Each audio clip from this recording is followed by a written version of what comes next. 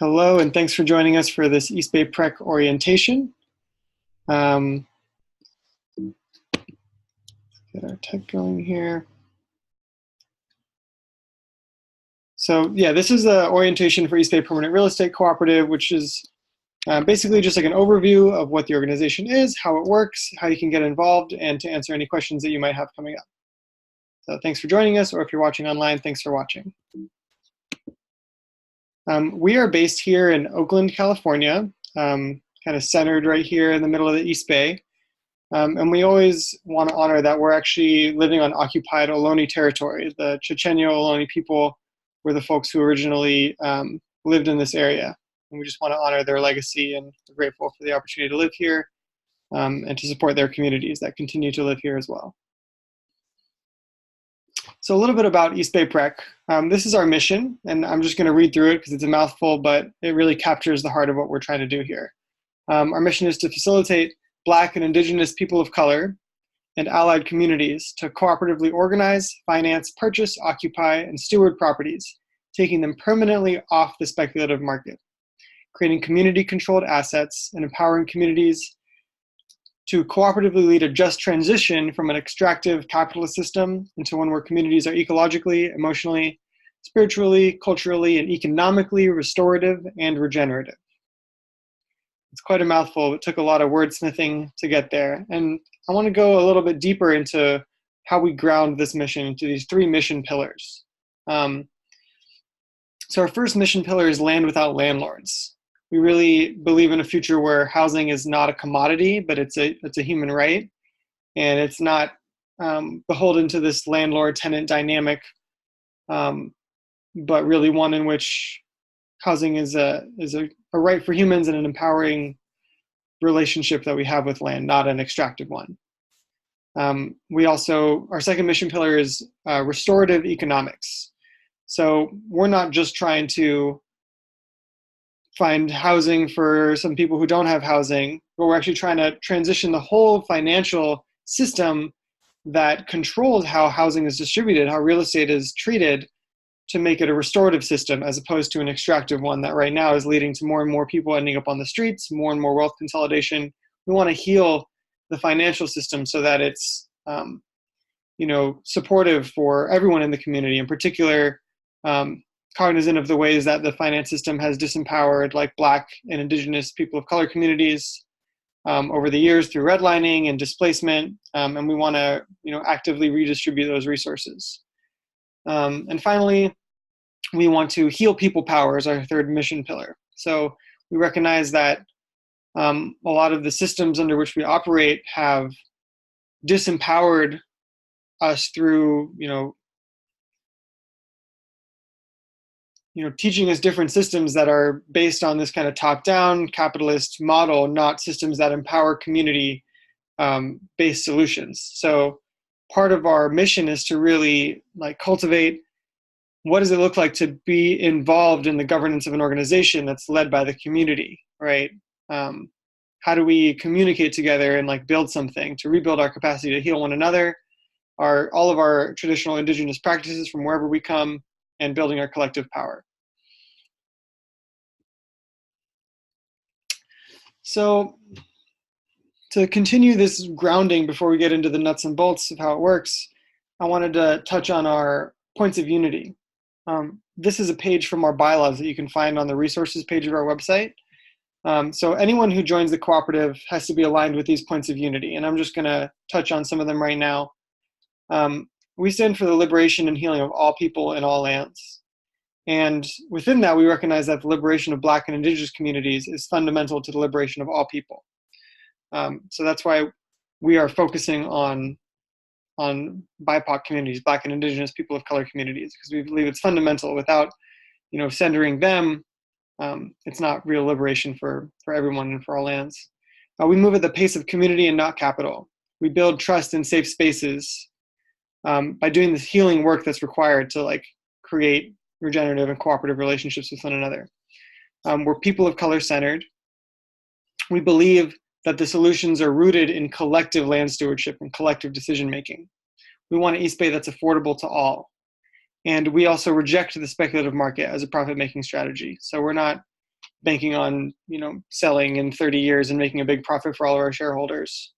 We also prioritize people at a greater risk of displacement over people of greater means. So even if it might be easier to do this for some communities that are much more affluent, we want to prioritize those that are actually at risk of getting displacement. This is a little bit about our history as an organization. We were founded by these two organizations at the bottom, the Sustainable Economies Law Center and the People of Color Sustainable Housing Network. They got together and we're trying to figure out how do we create a system that will really create permanently affordable housing for people of color in the community and everyone in the community. So they founded the East Bay Permanent Real Estate Co-op. And after about 3 years of community meetings, here we are. We founded the staff collective last summer. I'm Ojan here, the finance director. Noni in the middle is our ED. Marissa is community relations. Greg is partnerships. Shira is operations and new projects. But we really do a lot of everything. We're a horizontally democratically organized staff collective, so our roles can be as fluid as they need to be. And we'll talk a little bit more about our governance down the road. But I want to get us in the right frame of mind, right? Well, most people talk about real estate. Most people, they talk about it from a market state of mind. So wanting to sell the land to the highest possible bidder. A lot of the solutions to the problems we see in real estate, to the housing crisis, come from charity, right? Let's help other people by giving them homes. And this can be really great. It can save lives, but it's not a systemic solution. It's kind of a one-off most of the time. We're dependent on certain resources that are limited. We're trying to come at this from a common state of mind, saying let's work together so that we can all get housing. We can all have housing. So it's really like a common self-help state of mind that we're trying to create here. And East Bay PREC draws from a lot of different models. For instance, we're really similar to a community land trust in that our goal is to take properties off the speculative market, creating permanently affordable housing. We are not the same in all the ways as they are. We're not a nonprofit, for instance, and we'll talk about what our legal structure is in a little bit. We're like a housing cooperative in that the people who live in units that are owned by East Bay PREC get to collectively manage those units together, and they also get to build limited equity in those units through the cooperative. We're like an investment cooperative in that we have, many investors from the community who co-invest in our cooperative and then collectively get to help make decisions about where those funds are invested. We're different than an investment cooperative, though, in that it's not just the investors who get to decide, it's the whole community. So we want the decisions about what happens to the land in our communities to come from people in the community, not necessarily only those who can afford to invest. We are a community-based organization in that, as I was saying, we don't just have investors who are owners of the cooperative, but we actually have all kinds of community members, as you'll see in a little bit, who can really become the guiding force in the cooperative. And we're a worker cooperative. We're like a worker cooperative in that all of our staff owners, which is one type of owner, or all of our staff are also owners in the cooperative and have equal, ownership rights and governance rights. Speaking of our legal structure, so East Bay PREC is actually a California cooperative corporation. And we did this because the Sustainable Economies Law Center passed this really cool legislation allowing us to crowdfund by selling memberships for up to $1,000. This is really exciting because before this, you could only sell like a share for $250 or $300 per person, and it's really hard to raise a lot of money that way. This way, if we need a $200,000 down payment, we can raise, get 200 community members to invest, and then we've got our down payment right there. Cooperative corporations are democratically run. All of our members get to vote on items at our member meetings and vote on board members and such. That way, capital sits in the back seat. It's not really about, who's put the most money into the cooperative. It's about, the community led. And there's room for creative structures within the cooperative, which we'll get into a little bit. And we have a vision for the PREC model really taking off. This is the pilot PREC that we've launched this past December, and we're working out right now. And our vision is to show feasibility here and to really have this be a model that can impact communities that need it all over the world. So let me tell you a little bit about how our model is transforming the financial system to begin with. So this is a little graphic about how the extractive real estate industry works. So we're all pretty familiar with this model where you have properties that are purchased and managed by landlords who are funded and owned by the banks, right? So the cash flows here, they purchase the property. Then at the bottom here, we the people are the tenants. In Oakland, about 64% of residents are actually renters. So most of us fall into this category. So you're working a job, doing something, making some money in order to pay this rent. So you get to live in this property month to month, and as you pay in this property, you're helping generate equity and profit for the landlord. And the landlord, in turn, pays interest and profit to the bank. So when we talk about real estate being extractive, this is what we're referring to, this cycle where the money actually comes from the tenants through the properties and gets extracted from them into the pockets of the landlords and the banks. And I want to say here that this system is really not one that's working for the people. And that's not to say that anyone who's a landlord is an evil person. Our financial system is set up to incentivize people to become landlords, right? The American dream includes buying your own house, and if you can, you buy a second and you rent it out and you have some income in that way. So by no means am I trying to demonize small landlords. There are definitely people who can be really predatory and really harmful to the community by being really predatory landlords. And the banking system is also one that's set up to disempower people and to create this kind of extraction of wealth through interest. But it's really a systemic thing we're trying to address, and wanting to call in both landlords and banks who see this as an inequitable system and want to transform it with us. And this is how we're imagining transforming it. Instead of relying on landlords, East Bay PREC, which is the organization that can purchase and manage these buildings, and we do that with the help of our members. So we the people can all become members of East Bay PREC as community owners, as investors, and empowering the PREC to buy a building. And the buildings that we might choose are ones that our members are actually tenants of those buildings. If that building's going up for sale, the tenants can organize with the PREC to purchase the building. When that happens, there's no longer a bank or a landlord involved, so that any equity and profits go back straight into the pocket of the tenants. And a small return on investment goes to we the people who have invested in the cooperative. In the short term, for some projects, we might actually have a bank involved as well. Let's say we can only raise half the money from the community, or raise the other half from the bank or from a community financial institution, or impact investors. But ultimately, this is the model that we're trying to shift to, where we're not dependent on wealthy people and funneling more wealth back into their pockets, but really bringing it back into the community. And I'm going to talk a little bit more about what does this equity look like? How does this equity and profits go back to the tenants, right? So this is a model, this is an example of what your rent might be over the course of 25 years. So this is year 1, year 15, and year 25. Your rent is really made up of a few things. It's made up of, your yearly expenses like your maintenance, your taxes, repairs, trash, utility, saving up some reserves, a management fee, and anything else that might be in there. Maybe in this particular property you have garden you need to keep up or something. And these costs are relatively stable, but they grow over time with inflation, right? So after about 15 years, these have gone up about $400. This is just an estimate. These other costs below, this is your interest in your lease fee or your principal. Principal is what traditionally it's called with when you borrow money.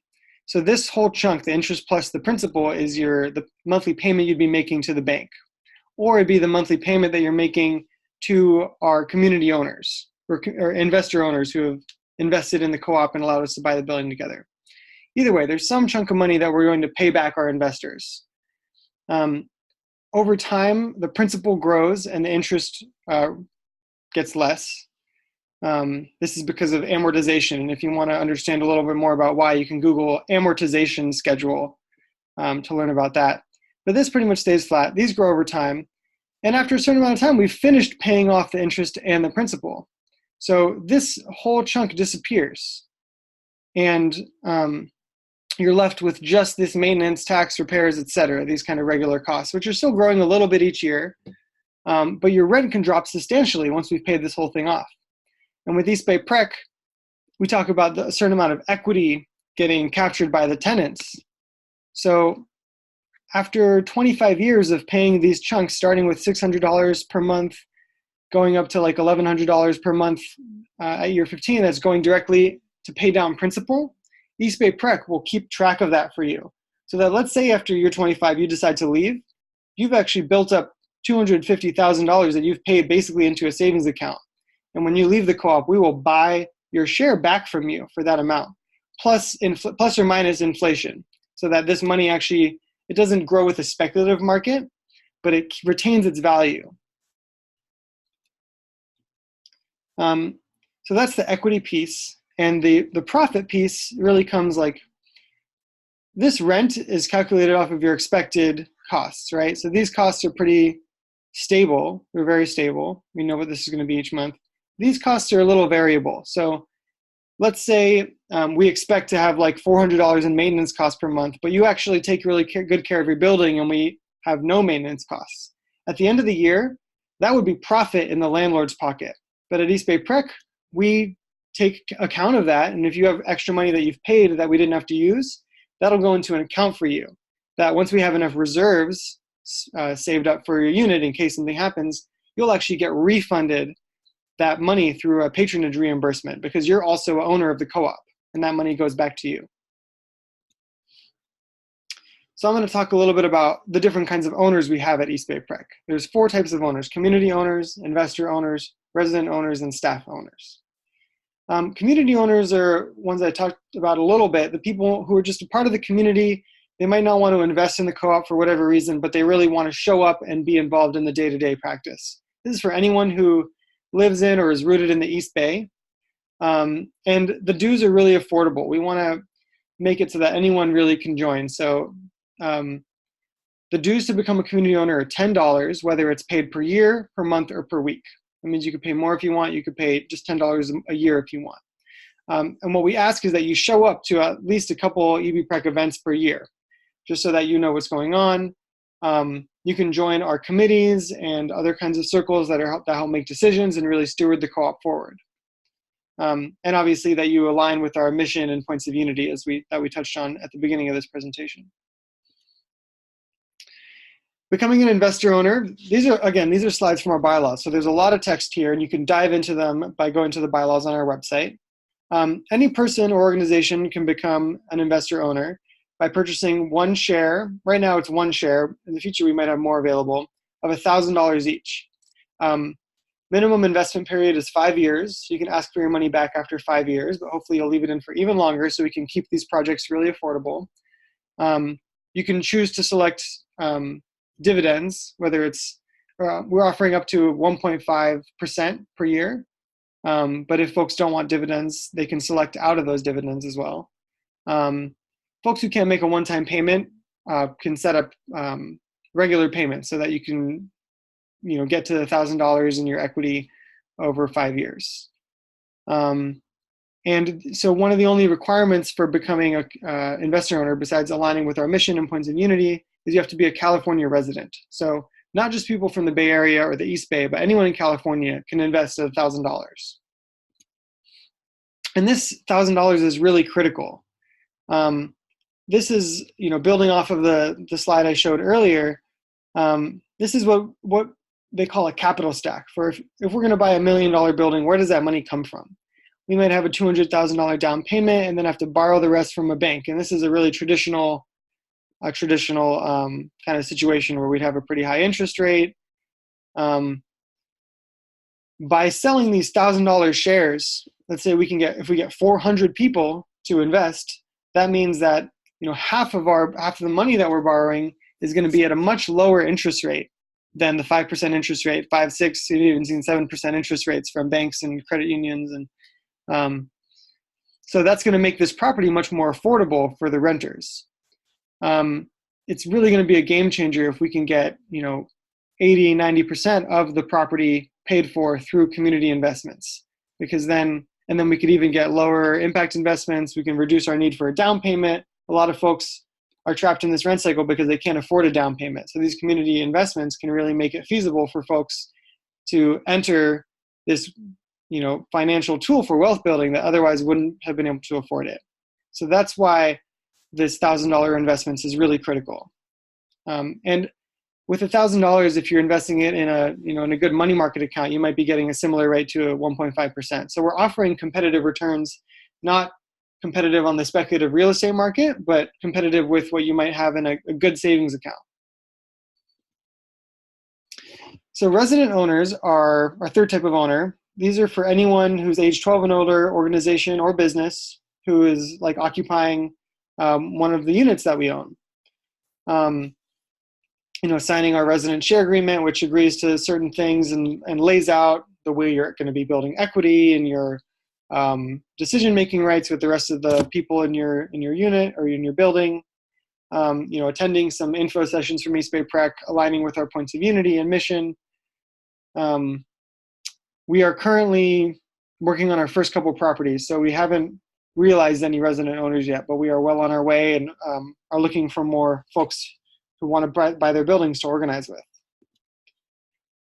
So resident owners, this is kind of a simple breakdown of the structure. The co-op has the deed to the property and the right to enforce a minimum standard of maintenance, right? We don't want the building to fall apart in 30 years. So we're requiring a certain amount of upkeep and that kind of thing. Resident group has their own set of domains and a decision-making process with which they can make decisions about it, right? So things like deciding what color to paint things, what kind of plants to grow, I don't know exactly. There's all kinds of decisions that, the co-op is empowered, the residents of each building are empowered to make on their own. And every member will have a capital account, both tracking like their equity and how much they've paid into reserves and into maintenance, so that when those costs come up, we can attribute them accordingly. And if there's any refunds to be given, they can be returned to the people who actually made those payments. And finally, there's staff owners. I'm one of the East Bay PREC staff collective, as I said in the beginning, and we're owners as well. And people can be all types of owners, right? I think we have people who are both community owners and investor owners right now. Staff owners, most of us are also both of those things. So you can join in whatever and as many capacities as you would like. So I don't see any questions in the chat, so I might keep going in a second, but feel free to take a minute and add any questions if things are coming up.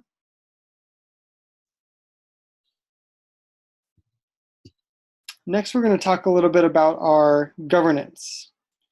So East Bay PREC is a multi-stakeholder cooperative. And as this is kind of a recap of what we've seen earlier, right? There's all these stakeholders, the community owners, the investor owners, the employees, the tenants, and the residents who are the resident owners. And on the broadest level of our cooperative, one person, one vote. But there's a lot more nuance to the governance too, right? We practice polycentricity, where there are actually many centers of power, not just power at the top of the cooperative, but power in all the different nodes. Like when the resident owners get to make decisions about their own property, not everything has to go to the top of the organization.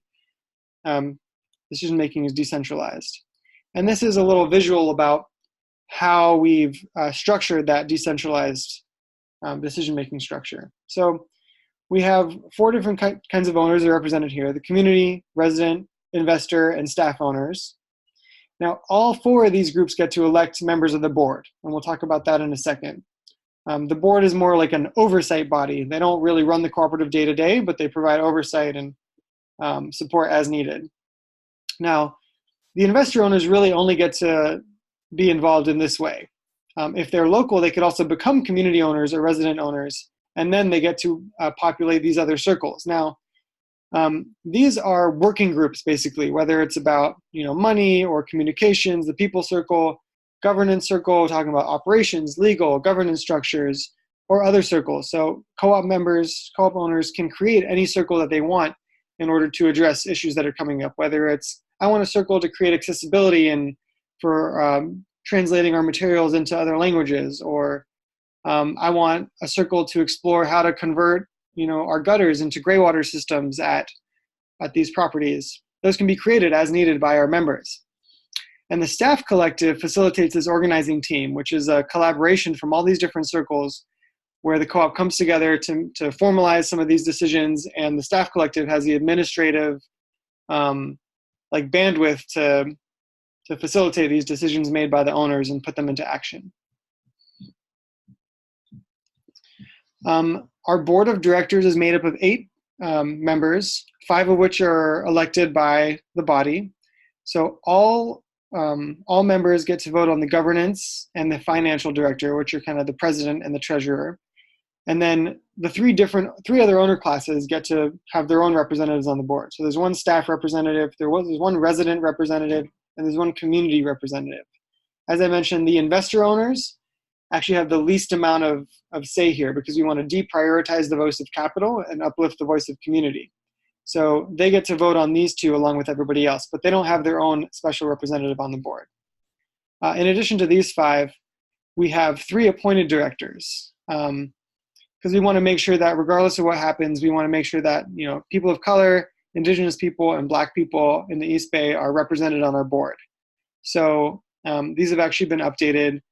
We've chosen People of Color Sustainable Housing Network is going to appoint a director, Segorite Land Trust is going to appoint a director, and the East Oakland Collective is going to appoint a director to East Bay PREC's board as well. A little bit about where we are in our timeline so far. So as I mentioned, People of Color Sustainable Housing Network and Sustainable Economies Law Center, they met in 2016 at one of Selk's legal cafes, and they began having organizing meetings. In 2017, they actually established a legal entity, the California Cooperative Corporation, and had all these community meetings. That's where I got involved, actually. In June of 2018, we founded our staff collective, which has been operating through now. We kind of restarted these community orientations that you're looking at right now in October of 2018 to bring people on board. And in December, we had our official launch. So we've been incorporated as an organization for over a year at that point. But we had, from the summer until December, we've been putting all the systems into place, solidifying our bylaws, getting ready to actually take membership, setting up all the infrastructure. So super exciting. We had a great launch party in December. And then Q1 this year, we reopened our community circles. So if you would like to join our community circles, that's where community owners come together and start to explore deeper into the different things going on in the co-op. And that's where all these different circles are going to be born out of. So we're really excited about connecting with you if you want to, start really helping steer the ship here. And now we're in Q2. Our first collective property just closed escrow last week, actually. We've been working in partnership with the Northern California Land Trust on a property that we've been working with the tenants for almost 7 months now. We were having trouble making the project work, but the Northern California Land Trust was able to secure government subsidy from the city of Oakland. So that property just closed escrow. We're going to be working with them on the remodel and transferring it to community ownership in a couple years. Our second property is also underway right now. Somebody's actually donating their home in Berkeley to East Bay PREC because they really, they bought it for $28,000 40 years ago, and now it's worth over $1 million. And their family is fine, grown up, they're getting into old age and just really want to see this serve the community instead of becoming a speculative deal for somebody else. So we're helping them steward that off the speculative market and into community service. It's going to be a house centering around people of color artists in Berkeley who otherwise might not be able to afford to live there. So that's very exciting. And you are here now, Q2 2019. Thanks so much for joining us. A little bit about our projected impacts and scaling over the next year, or over the next couple years. So in 2019, we're hoping to have 400 investor members. To date, we have I think we have 71 to date. And we're about to launch our first really centered property campaign to fund the rehabilitation of this property we just purchased with Northern California Land Trust. So we need at least 200 investor owners for that property. And with 400, we're hoping to get 2 to 3 properties this year, including the one that's going to be donated and on the way. We imagine that if we can touch 1% of Oakland's population, that would give us 4,000 community members, giving us a $13 million project potential. And this only grows over time, right? If we get 1% of Alameda County, that gives us a $50 million project potential. Not to mention, we're going to actually be doing a direct public offering in the next year or two, which will allow folks to invest more than $1,000 each. So we're really seeing our growth in this way over the next couple of years. And hopefully once we can show feasibility, there's already lots of organizations and other communities asking us how they can start a PREC in their neighborhood. So hopefully over the next couple of years, we'll have lots of resources and lessons learned and more capacity to help them start PRECs as well. In a similar fashion, we're imagining our community owner circles growing where, in 2019, we might have 150 community owners with 300 involved in circles. We see that growing as the organization grows. And the more circles we have, it creates a little bit of complexity in our governance, but it also really increases our capacity because we don't need to have everything going through one boardroom. We can actually have decisions being made on the ground where those decisions affect different circles could be based. So I want to end here with some pathways to connection. So first is really participating. You're already watching this orientation, which is awesome. Thank you so much for taking the time. We have our community owner circles every third Wednesday. So if you become a community owner on our website, you can sign up today and then join us at those circles where we're really connecting with one another and deciding how to move forward. We also have quarterly advisory council happy hours, so you can check those out on our website. And also check out our events page because we're either hosting or participating in partner events every week. We've got a couple things going on, so lots of places to connect. And bring your friends, let them know about East Bay PREC. Another way is to become an owner, right? So both community owners and investor owners can sign up on our website today. We've tried to make this really easy, either on the Join Us page or the Invest page. And you can pay via PayPal for the community owner fees or sign up as an investor owner in person or online. We might be looking for more staff soon, so reach out to us if you're interested in contributing. And for resident owners, we don't have any vacant properties to move people in right now, but we are looking for organizing groups, which might be people who are living in a property that is going on the market and might be going up for sale that we could organize and actually purchase together, or folks who are in community who are looking for a place, or even property owners who are looking to sell. Whether you want to stay at your property and just transfer the ownership to a community organization, or if you're looking to sell and leave somewhere else, but you don't want it to just go, onto the market. And finally, help us with outreach. What other organizations and community members do you want us to connect with? So you can email us at info@eastbayprec.org or at ebprec.org, or connect in other ways. So thanks so much for coming. I'll stay on the line for a little bit in case anybody has any questions. And I'll put our contact info into the chat here. But thanks so much for joining us.